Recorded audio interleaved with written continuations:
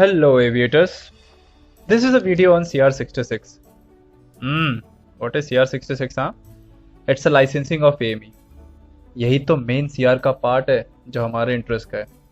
हम डिटेल में देखेंगे रिगार्डिंग AME लाइसेंस रिक्वायरमेंट. तो पहला क्वेश्चन आता है CR66 इंट्रोड्यूस क्यों किया था? Answer is to meet the international requirement regarding the AME license. This CR is framed on Rule 61 of Aircraft Rule 1937. Before this, there was a different category of AME license mentioned in Series L of Section 2. But now, our examination pattern and license all are completely changed. Now with the introduction of CR66, Series L is cancelled. Exam point से याद रखना, the current CR66 version is Issue 2, Revision 4, dated on 5th of Feb 2019. तो पूरे CR में हम लोग पढ़ने क्या वाले? Number 1, about AME license. Number 2, already existing AMEs, how they can convert their older license to CR66 license. So before starting this, let us understand basic about AME. AME is a licensed person जिसके पास licence होता है issued by DGCA and he works in a maintenance organization. Maintenance organisation में technicians होते हैं जो कि क्या करते हैं, मेंटेनेंस करते हैं, and these maintenance are been inspected by a engineer that is an AME and he will take the complete responsibility that everything is been performed properly and aircraft is fit for flight. Okay, so to give this proof he will issue a CRS, that is certificate of release to service. मतलब जितना भी काम हुआ है वो properly हुआ है और एयरक्राफ्ट अब रेडी है फ्लाइट के लिए. ये सर्टिफिकेट देने की रिस्पॉन्सिबिलिटी किसकी होती है? AME की. सपोज AME ने CRS इशू नहीं किया है, means what? Aircraft can not fly. So that is a power of CRS. So let us see what type of maintenance are been perform in a maintenance organisation. 3 type के maintenance perform होते हैं: base maintenance, line maintenance and component maintenance. 3 types of maintenance are basically performed by a maintenance organization. So basically what is base maintenance? Where all major maintenance take place. हमारे जितने भी major काम होते हैं जिसमें aircraft एक long time के लिए ग्राउंडेड होता है, it can be from 1 week to 1 month, ये सारे टाइप के मेंटेनेंस जो भी होते हैं वो हम बेस में करते हैं. And why do we perform in the base? Because we have a proper equipment, proper man power and tools. Okay, next is line maintenance. Now what is line maintenance? Minor maintenance are generally performed on the line and some unscheduled maintenance too. अगर minor maintenance का एक simple example दूँ, wheel change is not a major maintenance. It can be performed in 20 minutes of time. So it is considered as a line maintenance task. Normally in India it has been performed by the airline itself. हमारे India में जितनी भी airline है वो line maintenance अपना खुद ही करते हैं. Okay, component maintenance. Component maintenance means what? A component is removed from a aircraft and taken to a workshop where there is a proper equipment and facilities available to perform a major check on a component. Example, एक engine को हमने aircraft से निकाला है और engine के workshop में लेके गए और उसके ऊपर उसका कोई मेजर रिपेयर कर रहे हैं. That is considered as a component maintenance. Remember, अगर इंजन एयरक्राफ्ट पे लगा हुआ है and you are performing the maintenance, then that is the aircraft maintenance, not a component maintenance. So remember, component maintenance when the component is been removed from the aircraft. So these are the 3 basic type of maintenance which has been performed in a maintenance organization. So in this complete CR66, we are going to study 3 subparts and few appendices. This is all about the requirement of AME. So subpart A is about AME license for aeroplane and helicopters. Aeroplane और helicopter से regarding licensing की क्या क्या requirement है, this all things are mentioned in सब part A.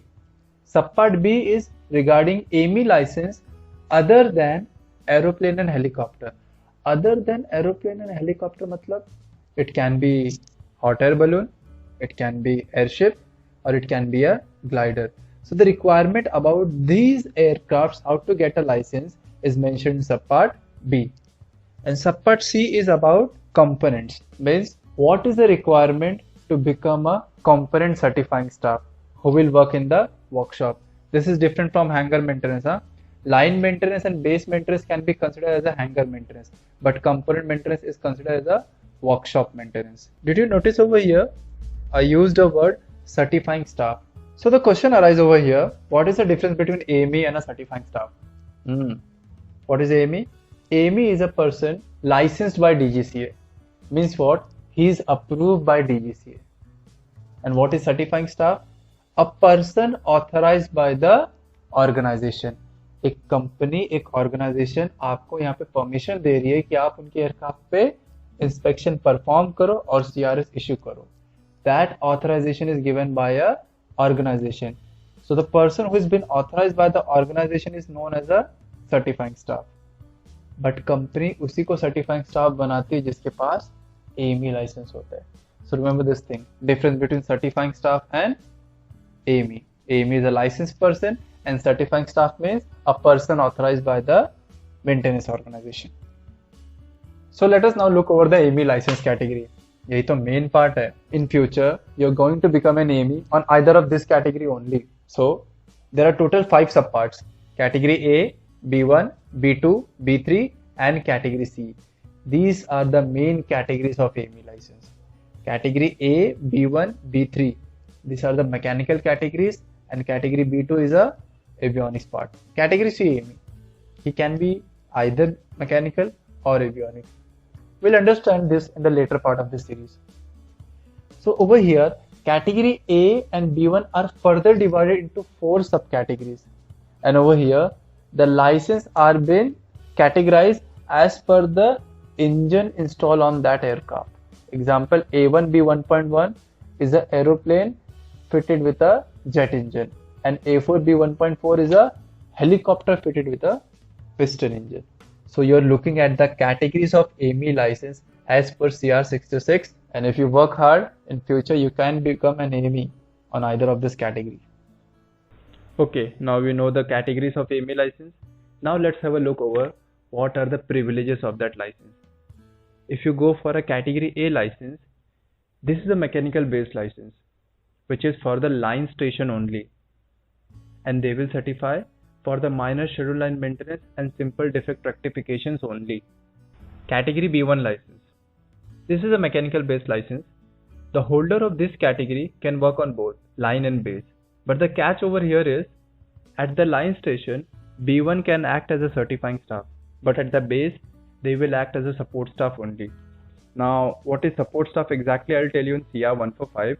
Over here, support staff is a licensed person who is not given authorization by the company. So what he is doing?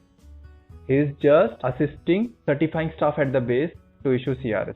This B1 licensed person can issue a CRS for the work performed on an aircraft structure, power plant, mechanical and electrical system. They can even certify for the avionics systems also, which require a simple test. Category B2 license. This is an avionics based license. The holder of this license can issue a CRS for the maintenance work performed on avionics and electrical system. Category B3 license. This is a mechanical based license, and the holder of this license can issue a CRS for the work performed on an aircraft structure, power plant, mechanical and electrical system, as well as avionics systems which require a simple test. Don't you think we have read this earlier? Exactly, in the category B1. The B1 is having the same requirement which is given in the B3. So why we have these two categories, B1 and B3? Basically, B3 was introduced for an aeroplane non-pressurized which is below 2000 kg. So any aeroplane whose maximum takeoff weight is less than 2000 kg, mechanical system work will be certified for B3. For rest above 2000 kg, we have a category B1 license. So remember this difference. Category C. The holder of this category license will exercise his privileges only at the base maintenance. Basically cat C का काम ये होता है, ये देखना जितने भी base maintenance के टास्क है वो सपोर्ट स्टाफ ने साइन ऑफ किया है कि नहीं किया है. जब सपोर्ट स्टाफ सारे बेस मेंटेनेंस टास्क को साइन ऑफ कर देते हैं, then category C holder will issue a single CRS covering all mechanical and avionics work. So now you're familiar with the categories of AME license and what are their privileges. Now let's have a look what are the requirement to become a AME. So the first requirement is your qualification. You should be 10+2. That with physics, chemistry and mathematics. Or you can have an equivalent also, which is a diploma, either in aeronautical, mechanical, electrical or electronics. These are the basic qualification required for becoming an AME license. Second step is your BACEC, Basic Knowledge Examination Certificate. आपको ये मिलता कैसे है? Suppose you want a license in B1.1 category. So what you will do? B1.1 category के जितने भी modules होते हैं आप clear करोगे. Once you have cleared your B1.1 category modules, you'll apply in Form 19-11 and DGC will give you a BACEC. This will give a proof that all modules of your respective category are being cleared. So now we know what are the qualification requirements and the modules we need to have. Now let's move on to the most important topic for getting an AME license, that is experience. If you wish to have a category A license, category B1.2 or a B3 license, then you need to have a 3 years of maintenance experience. If you're opting for B1.1, B1.3 or B2, you need a 5 years of experience. These are the experience requirement for A, B1 and B2. For the category C license, which is a base one, there are two subcategories in this. We have a large aircraft and we have a other than large aircraft. In the large aircraft, category B1.2, B3 needs a 5 years of experience. Means you are already holding these categories of license, then you require a 5 years of experience. In case of category B1.1, B1.3 and B2, you required a 3 years of experience. And in case of other than large aircraft, B1 or B2 required a 3 years of experience only. Now there are some relaxation given by DGCA. Suppose if you have passed from any training organization, example EPART 8 approved AME colleges, then you'll get a 1 year of relaxation in total experience requirement. Means what? If you're going for B1.1 license, the experience requirement was 5 years. Now you need to get only 4 years of experience requirement to be eligible. If you have passed from maintenance training organization, that is 147 approved colleges, then for category A, B1.2, you'll get a 2 years of relaxation, or you can say reduction.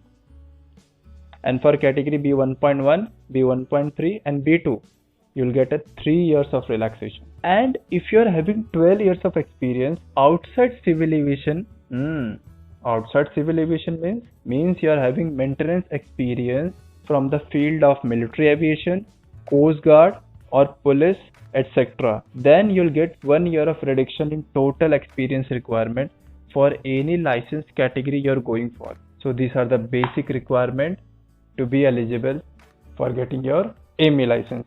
Remember one important point over here. You need to gain your experience and clear your module within 10 years of time. That's the most important from DGCA exam point of view. Remember this.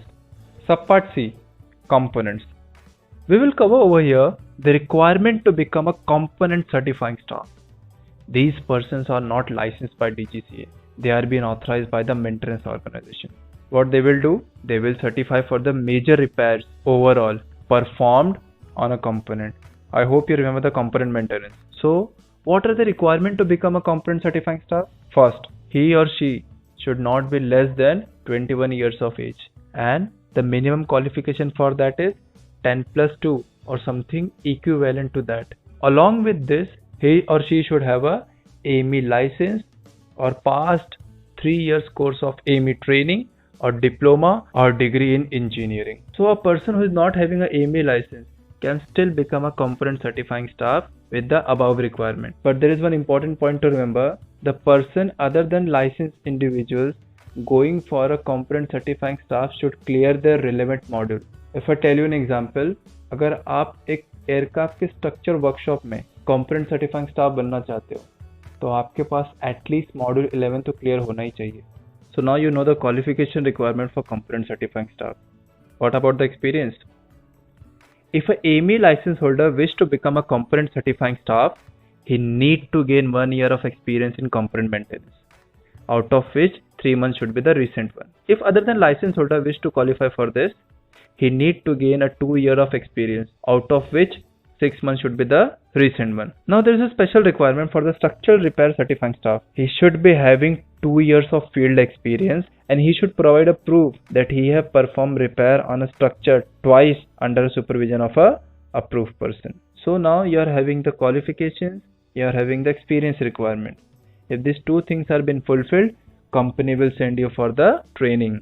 Now this training will be performed by any training organization or any equipment manufacturer or by a trainer who is having 2 years of experience. So you are having the requirement, you are having the basic qualification, you fulfill the experience requirement criteria, and your training has been completed. Now company will allot you with a authorization, and that's how you become a component certifying staff for a particular component. The authorization which is allotted to certifying staff is valid for 1 year, and it will be renewed by quality manager every year on some basic criteria. Like in last 12 months he have exercised his privileges for at least 3 months. मतलब अगर एक component certifying staff को authorisation दिया गया था एक particular component maintenance का, तो एटलीस्ट पिछले 1 साल में 3 मंथ तो उसने एटलीस्ट सर्टिफाई किया होना चाहिए उस कंपोनेंट मेंटेनेंस के रिपेयर को. That is an important point for getting your authorization renewed. Along with this, he should have done at least refresher training in last 24 months. These are the basic criteria which quality manager will look after before renewing your authorization. Your authorization can be suspended or cancelled any time if there is a proof to believe that you have submitted a false information और आपने ऐसे maintenance को certify किया जिसका आपके पास authorisation नहीं था. In any of these cases, if quality manager is suspending or cancelling your authorization, he will inform to DGCA. And if it needs to be restored, it won't be restored without prior approval of DGCA. This is an important point to be remembered. So this is all about component certifying staff mentioned in subpart C.